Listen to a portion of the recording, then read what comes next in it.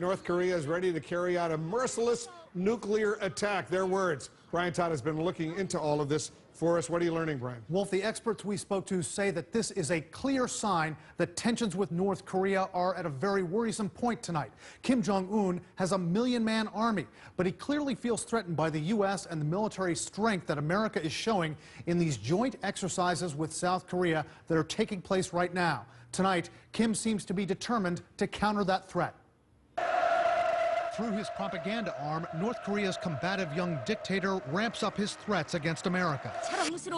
With martial music and a breathless female narrator, a new video from Kim Jong-un's regime shows a fictional image of a U.S. aircraft carrier getting blown up. The narrator calls the carrier pathetic and says it would die with a dagger in its neck. The narrator calls the plane a moth that would, quote, fall by getting hit by a rain of fire. We're looking at a situation where the Korean Peninsula's tensions have significantly elevated. This kind of imagery coming out of Pyongyang is clearly meant to stoke that fire, to really try and intimidate the Americans, to say, you know, we, the North Koreans, aren't intimidated, and we are prepared to hurt you. The narrator refers to joint U.S.-South Korean military exercises now being conducted. She calls America a warmonger.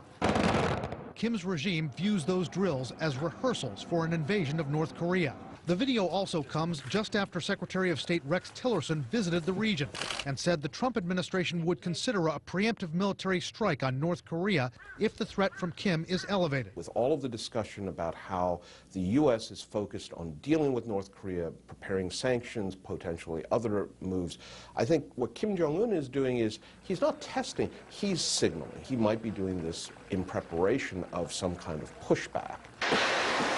The video also comes on the heels of recent missile and rocket engine tests by the North Koreans. U.S. and military intelligence officials are not commenting tonight on this theatrical threat from Kim.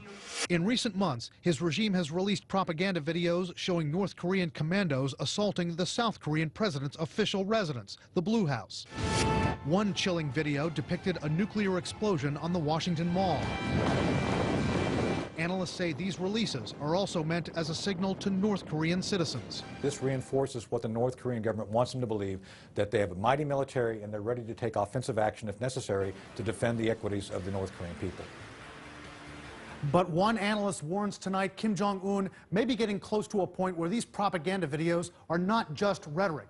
That will come, this expert says, if North Korea successfully tests an intercontinental ballistic missile that can reach the U.S., which they could be close to doing.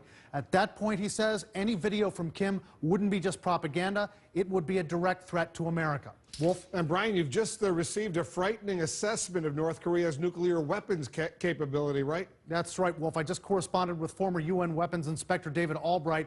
He is with the Institute for Science and International Security, one of the top experts on North Korea's nuclear arsenal. He has just updated his figures. Albright says right now they believe North Korea has between 13 and 30 nuclear bombs, and by 2020 they could have between 25 and 60 nuclear bombs. That's very frightening indeed. All right, Brian, thank you. Coming up, more breaking news. President Trump goes to Capitol Hill hunting votes for the GOP health care bill.